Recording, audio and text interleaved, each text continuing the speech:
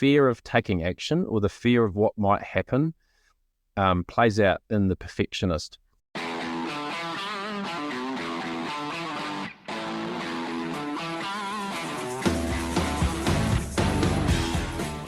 Welcome to the Business Bloke podcast.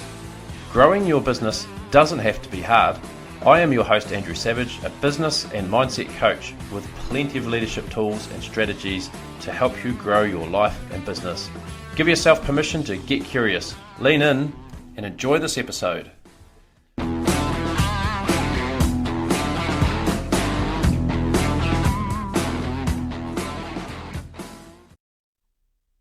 Hey, welcome to the Business Bloke podcast.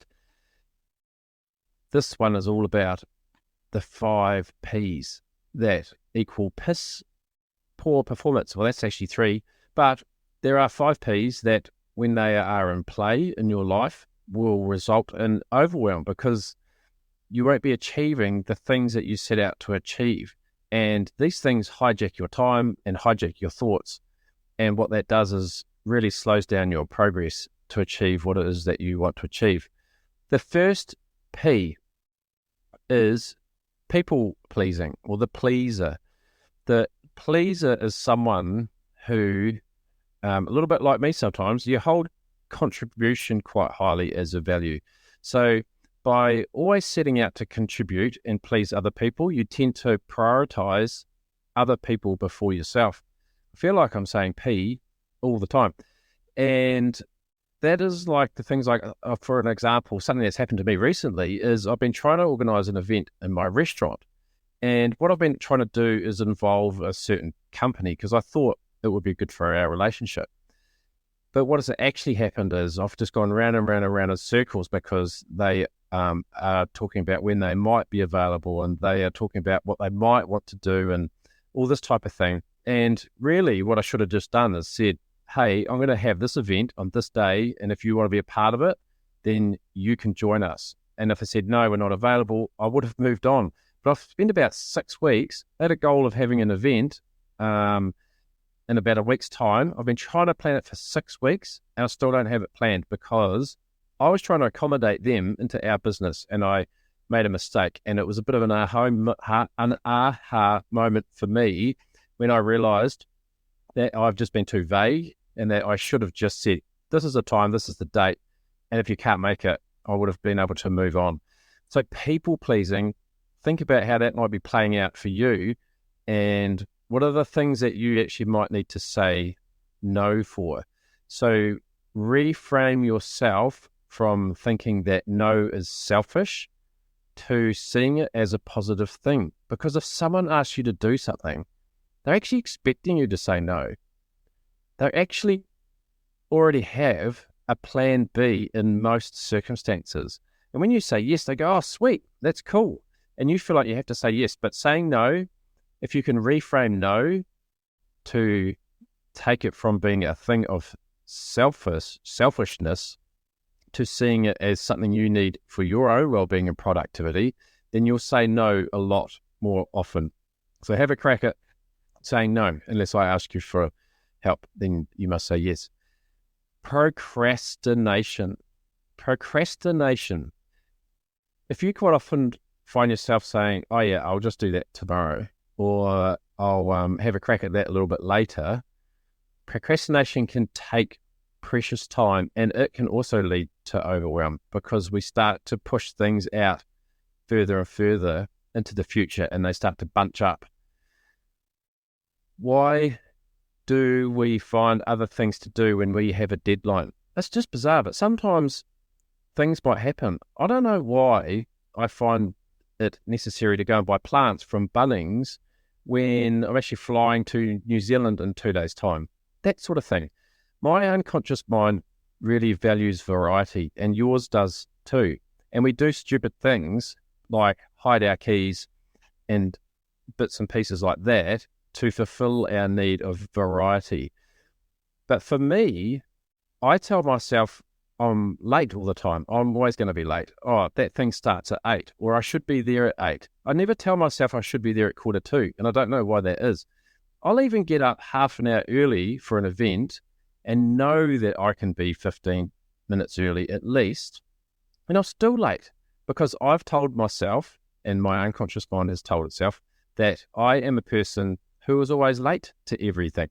So no matter how prepared I am or how early I think I'm going to be, I seem to find a way to procrastinate in there somewhere, whether it's just getting an extra piece of toast or whether it's just, I'll quickly send that email, or I'll quickly do this, or I'll quickly do that, or maybe I'll just quickly clean the car out or whatever, and then bugging me days, I'm late. So how does procrastination play out in your life, and what things do you put off tomorrow? So if you chunk down into a task, for example, you might have a deadline coming up, you can chunk down and make those tasks or more manageable, or just make small little chunks off that task so that it's like lots of smaller tasks instead of one big task, if that makes sense. So chunk your big task down into little pieces, and you'll find it, your unconscious mind will just find it a lot easier just to do that one little task rather than go, holy smoke, that's a big job. I think I will go to Bunnings and buy some spinach or something. So have a crack at that. The third P is the coward or cowardice P, perfectionism. Who knows someone that has to have everything perfect? Perfectionism is actually another sign of cowardice or a fear. It's a way that the fear of taking action or the fear of what might happen plays out in the perfectionist. And if you're triggered by this, then get curious as to why you are triggered by this. But I think you have to try and shift your mindset to that kind of good enough is enough just to keep moving forward, because perfectionism will actually hold you up and slow you down. If you have something in the future that you want to achieve in a certain time frame, then sometimes you just have to put something out there and go, oh my goodness, but I'll just have a crack. Fail fast. Things aren't as bad as you think. I mean, have a listen to this podcast. This is by no means perfect, but I am just, having a go, putting it out there, and hopefully you find some value from it. So think about how perfectionism is playing out in your life, or maybe the life of someone around you, and just notice what you're noticing. And sometimes people just need a little nudge to say, hey, I know it's not quite perfect, but let's just put it out there and it'll be fine. I think that is the way forward. But paralysis is really hard to say, but paralysis is something you can suffer if you are someone who falls into the trap of being a perfectionist. Periodic neglect, or the sort of periodic action taker, is what that does is stifle the compounding effect of small actions. You get these projects, right, that you start, you think this is going to be the best thing ever, and then something else comes up and gets in the way, and you never quite get back to it. So the periodic person is someone who just does little bits here and there, and a project that could take 6 months actually ends up taking, could take 6 years. So avoiding the periodic neglect P is about maintaining habits. I like to think that journaling is a really good way to avoid the periodic neglect P, because if you journal, you start to create daily habits, because we all know how fast a week can go. We all know how fast a month can go. So I recommend journaling to make sure that you are not one of these periodic people, and that you maintain consistent action, because consistent action has a compounding effect that will then go on to be much more, you'll achieve what you need to achieve a lot quicker. So I think that's, we can do things in the NLP world that kind of avoid this, because distraction can form a part of this as well. Like, we all know that we can get distracted, even, micro periodic neglects on a daily basis by Facebook. And it's interesting when you look at Facebook, it'd be nothing for you to look at the end of the week and go, holy smoke, how did I spend 6 hours this week on Facebook? Like a whole working day pretty much. So how can you build stuff into your day, habits that will prevent you from being distracted on a, like an hour by hour basis, but also then, on that day by day basis and week by week basis, because a week can go by like real quick. So yeah, think about how that might be playing out in your life and how potentially you can get into good habits and making those habits more automatic and enjoyable. It's pretty cool. And pride, we can think about pride as being the 5th P, and that is about asking for help, because pride is the thing that stops us for asking what we need when we need it. Admitting that you need help is actually a sign of strength, not weakness. So how can you cultivate the humility to seek support and delegate tasks effectively?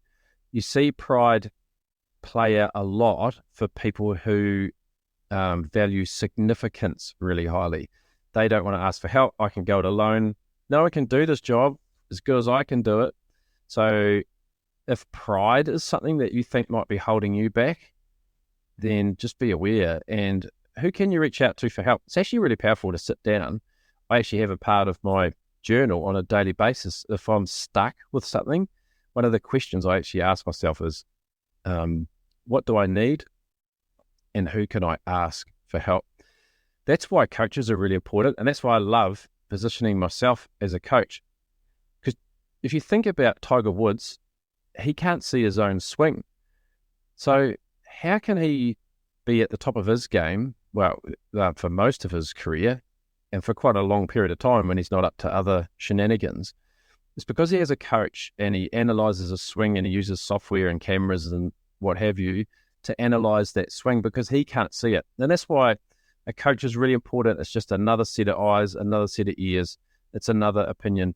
A good coach actually listens more than they speak, and they are just a sounding board for ideas. And often you actually end up coaching yourself through a coaching call. You're just guided by really high quality questions. So if pride is the thing that is stopping you from asking for help, or maybe you think you don't have the money to ask for help, or maybe you just can't ask for help, then I would encourage you to get curious about that and look at how that is actually holding you back. So I think the 5 Ps are definitely things that you could scratch down and have a little look at and say, how are these things, the people pleasing, procrastination, perfectionism, periodic neglect, and pride, how are they holding you back? And how can you win back some time and achieve a greater focus and clarity on your goals? And what immediate actions can you take, like today, right now, to start overcoming those challenges? So just be aware and think about the Ps. And it was really cool. I really like the 5 Ps. It really creates some awareness around some of the things that might be holding you back. And I really hope that they are of some use and you can think about this in your own business. So thanks for listening, and we'll catch up with you. If you've got this far, you've reached the end of the episode, or you've left your car running. I really hope you got something out of this episode of the Business Bloke podcast, and maybe you've got something to take away to apply to your own business. I'm a pretty friendly bloke, so you can reach out to me on LinkedIn. Just look up Andrew Savage, or on Instagram. The handle is The Business Bloke. Thanks for listening. Reach out and we'll catch up with you soon. Good one. Cheers.